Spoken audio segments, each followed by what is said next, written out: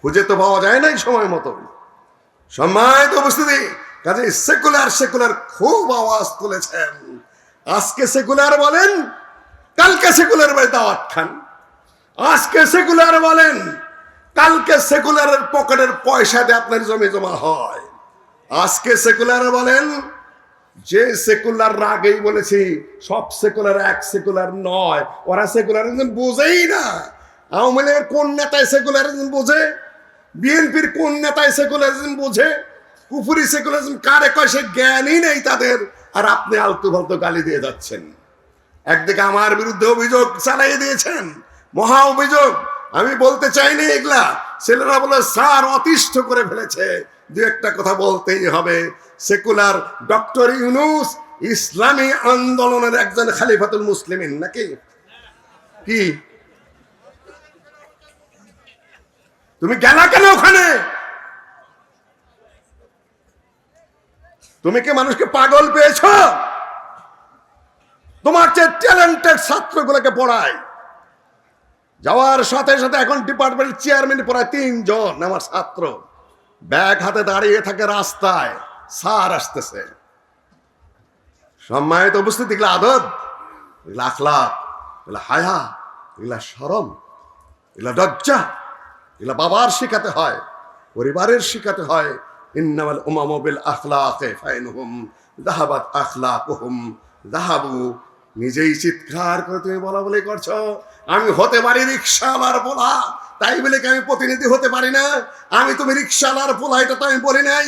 আমি বলেছি আলেমের ঘরের আলেম। নিজের পরিচয় নিজে তুলে ধরেছ।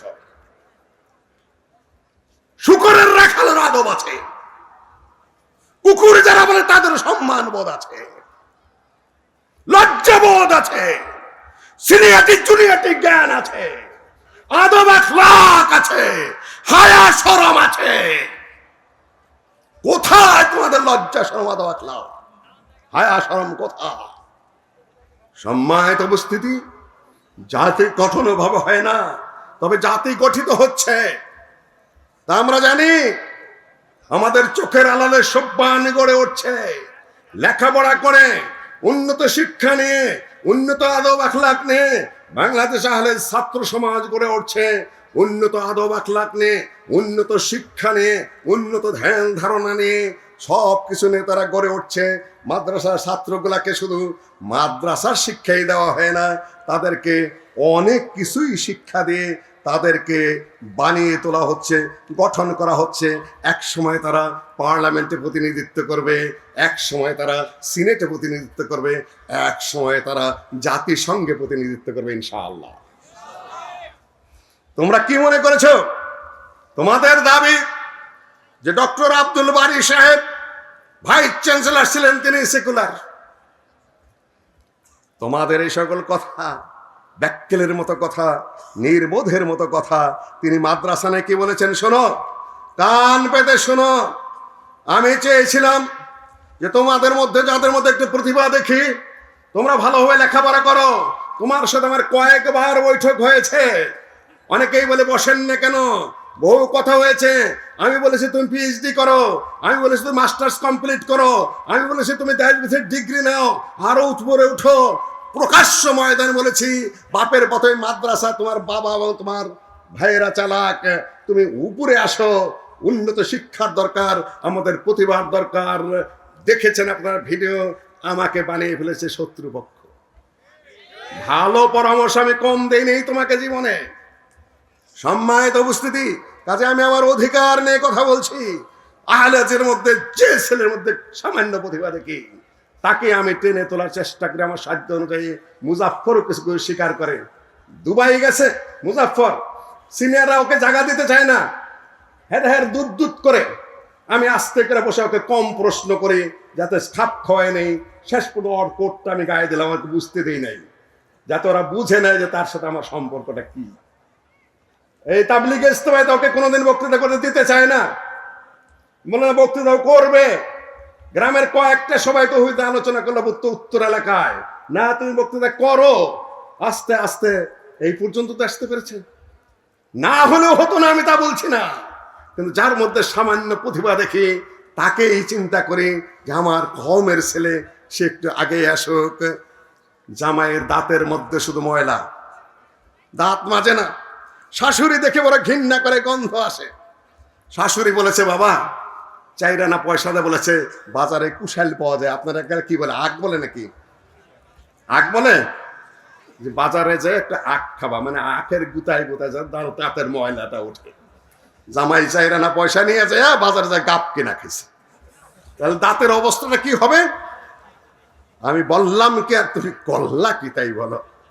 সম্মানিত উপস্থিতি, আমি চাইলাম তোমার দাঁতটা একটু পরিষ্কার হোক, আর তুমি গাপ গু খেয়া আরো সর্বনাশ করলাম। সম্মানিত উপস্থিতি, শোনো, আমাদের মাদ্রাসাগুলো কি ধরনের হবে? একদল কর্মী তৈরির প্রশিক্ষণ কেন্দ্র হিসাবে। ডক্টর আব্দুল বারীর ভাষা, তুমি তাকে বলছো সেকুলার? মাদ্রাসা শুধু পড়ার জন্য নয়, বহু জ্ঞানে গুণে সাহসে কর্মী শিক্ষার জায়গা এটা। আরো তুমি দেখো, আর দেশে প্রচলিত আদর্শহীন, ধর্ম নিরপেক্ষ, বরং ধর্ম বিরোধী শিক্ষা ব্যবস্থা এই পরিবেশকে আরো অসুস্থ করে তুলেছে। তার ভাষা, ডক্টর আব্দুল বারী স্যারের ভাষা, ধর্ম বিজ্ঞান প্রগতি। তার দাওয়ার বই পড়ে দেখো, ওমাল্লাম ইয়াহকুম বিমা আনজালাল্লাহ ফাউলাইকা হুমুল কাফিরুন উলাইকা হুমুল ফাসিকুন উলাইকা হুমুজ জালিমুন।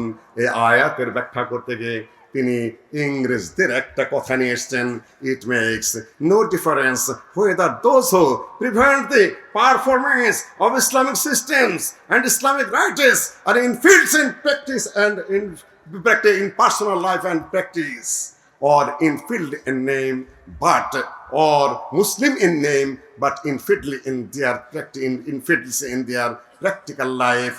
যারা এই পৃথিবীর বুকে মুসলিম হওয়া সত্ত্বেও রাষ্ট্রীয় ক্ষমতা পেয়ে ইসলামিক বিধিবিধান বাস্তবায়ন করে না, তারা হয় নামে কামে উভয় দিক থেকে নাস্তিক, না হলে নামে মুসলিম কামে নাস্তিক। কার কথা? কার কথা? তুমি কাদের বিরুদ্ধে মুখ চালাও? চামড়ার মুখ থাকলে এই কথা বলতে হয় না। তোমরা যদি পড়াশোনা করতে, লেখাপড়া করতে, অকাল পক্ষ না হতে, তাহলে মুখ সামলে গুরুজনের ব্যাপারে কথাবার্তা বলতে। আমি বলি এই যে সম্ভাবনা শেষ হয়ে গেছে, আমি বলবো সম্ভাবনার শুরু, ফিরে আসার যথেষ্ট সময় রয়েছে। সম্মানিত উপস্থিতি, আহলুল হাদিস, আহলুল হাদিস ব্যাপারে আমরা বলতে চাই, এবং সেটাই বাস্তবতা।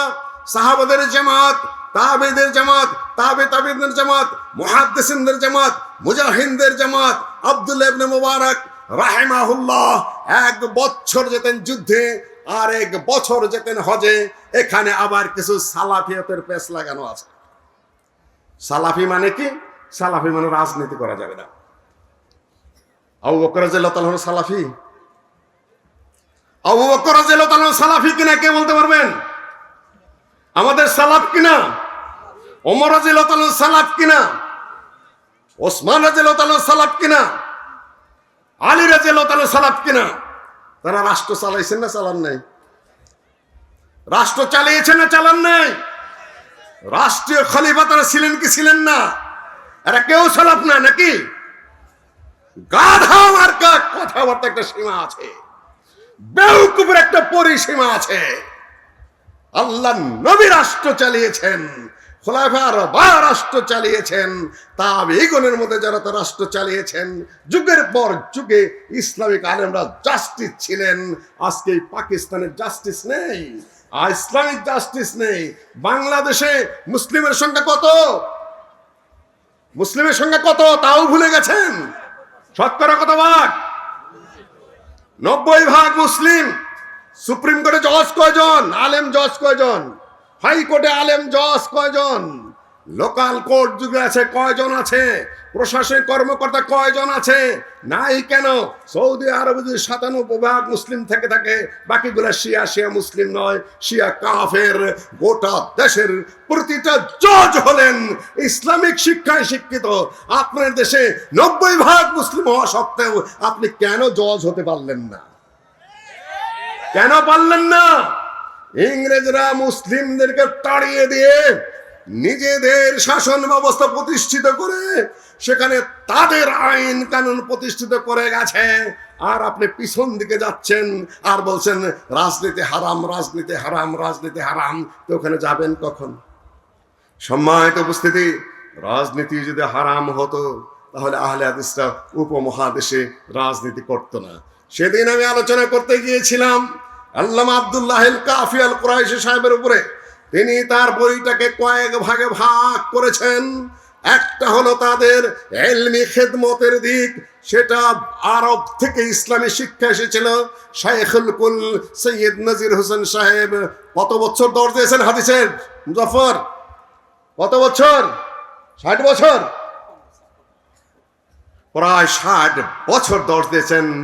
ছাত্র সংখ্যা কত? লাখ কম, অবশ্যই 1 লক্ষ। তাকে ছোটখাটো আলেম, আমার আপনার তোমার মতো আলেম। কেউ সহিহুল বুখারীর ব্যাখ্যাকারী, কেউ সুনান আবু দাউদের ব্যাখ্যাতা, কেউ জামে তিরমিজির ব্যাখ্যাতা, বিশাল বিশাল গ্রন্থের রচয়িতা। এক একজনে 30, 40, 50 বার করে সহিহুল বুখারীর দর্শ দিয়েছে। আমরা তো খুব গল্প করি। এতদিনে তোমাদের ওই সকল মাদ্রাসা থেকে কয়জন আলেম বেরিয়েছে দেখাও। বের হবে, সম্ভাবনা রয়েছে, ইনশাআল্লাহ বের হবে, সেটা আশার দিক। দ্বিতীয় দিক যেটা দাওয়ার দিক, তাবলীগের দিক, ওয়াজের দিক, নসিহতের দিক, তারপরে হলো তোমাদের এই সকল বাহাস মুনাজারার দিক। ওই দিকে আর আমি যাচ্ছি না, সেটা আলহামদুলিল্লাহ ভালোভাবেই চলছে। তবে সমস্যা হয়ে গেল এই যে আমাদের ওয়াইজরা কোনটা ওয়াজ আর কোনটা ফতোয়া, এই পার্থক্যটাও বোঝে না। চিটাগাং থেকে এক ছেলে এসেছে, আমার সাথে দেখা করলো, আমি বুঝলাম, বললাম, হেসে হেসে বললাম, কি সেই ফতোয়ার লোক না তুমি? আমি বসে আছি, বয়স তখনও 60 সম্ভবত, প্রশ্ন দিচ্ছে আমার সামনে, আমার ভাতিজা খালি ঠাস ঠাস করে জবাব দিচ্ছে। আমেরিকার থেকে ফোন আসলো, বাড়িতে ফোন আসলো, যে কোন অধপতন আপনাদের, ইউনিভার্সিটি ফোন আসতেছে, কত বড় অধপতিত আপনারা, কত বড় বেয়াদব আপনাদের ছেলে পেলে, আপনার মতো একজন বয়স্ক মনে একটা বেশি আছেন, বাচ্চা ছেলে ওখানে আপনার সামনে জবাব দিয়ে যাচ্ছে। মানে বেয়াদব তো একদিনে তৈরি হয় না, সময়ের প্রয়োজন আছে। শেখ বিন বাজের উপস্থিতিতে আল্লামা উসাইমিন ফতোয়া দেয় না। আমরা শেখ বিন বাজ না, আল্লামা উসাইমিনও না। তারপর আমাদের সিনিয়র জুনিয়র ডান বামে কে আছে আমরা লক্ষ্য করি। আজকে দেখতেছি যে খেসারি ওই সকল একখানা কদু মধু সাধুদের কাছে আপনারা প্রশ্ন করছেন। হারাম এই সকল প্রশ্ন করা, হারাম এই সকল উত্তর দেওয়া। ফতোয়া মুফতিরা দেবে, যিনি জানেন তিনি প্রশ্ন উত্তর দেবেন। ওয়াজ মাহফিল আর ফতোয়া একাকার করে ফেলেছেন।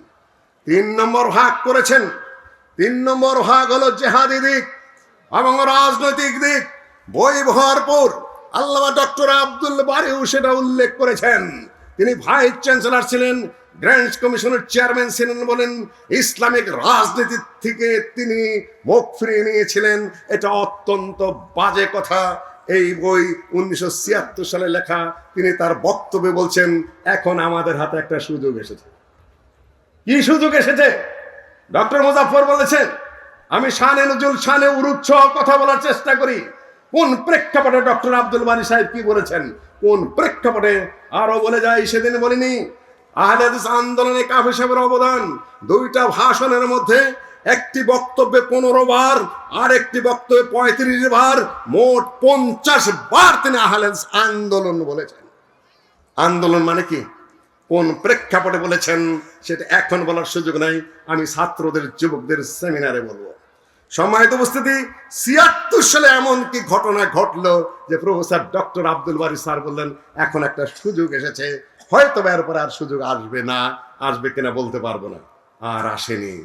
এখন একটা সুযোগের সৃষ্টি হয়েছে, একটা সুযোগের সৃষ্টি হয়েছে। 16 বছরের জগদ্দল পাথর। হয়তো বলতে পারেন আহলে হাদিসরা তো একটুই ছিল, আহলে হাদিসরা রাজনীতি করে না বলেই শান্তিতে ছিল। খালি যদি মাঠে একদিন নামতেন, দেখতেন পিছিয়ে ফেলতো, কাউকেই ছাড় দিত না, দেওয়ার মতো নয়। এর আগের সরকার কি করেছে? আদাসের উপর নির্যাতন গেছে কি যায় নাই? আমি বলেছিলাম বংশালে এইটা কেউ পছন্দ করে না, বিবি সাহ পছন্দ করে না।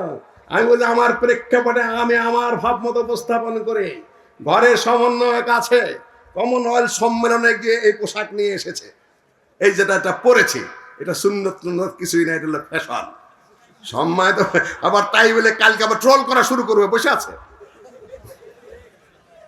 চামচা চুমচা কয়েকজন বলে পালে 5 বছর আগে শুনেছি। এত ছোট মানুষটা মুখ খারাপ করতে চাইনি আমি, বেয়াদবকে একটু স্তব্ধ করতেই হয়, ওরা সাহস পায় না। সম্মানিত উপস্থিতি, ঘরে সমন্বয়ক রয়েছে, এটা বলি এই প্রেক্ষাপটে। 2 নম্বর কথাই ওই ডক্টর মুজাফফর হাটে হাড়ি ভেঙে দিয়েছে প্রথম, খুব রাগারাগি হয়েছে ঘরে এই নিয়ে যে উপদেশের সমন্বয়কদের গুরু বলা হয়, আবার উপদেশটাও। এটা বলে যেটা বলতে চাই সেটা হলো আমার সামনে কথা একটু সাবধানে বলতে হবে। এর আগের সরকারের আমলেও আমরা সুখে ছিলাম না। ডক্টর আসাদুল্লাহ আল গালেব, তারপরে আব্দুল সামাদ সালাফি শেখ, তারপরে 45 থেকে 46 জন মানুষকে জেলে কে ঢুকিয়েছিল? কোনো কথা জব চাই না, আমি শুধু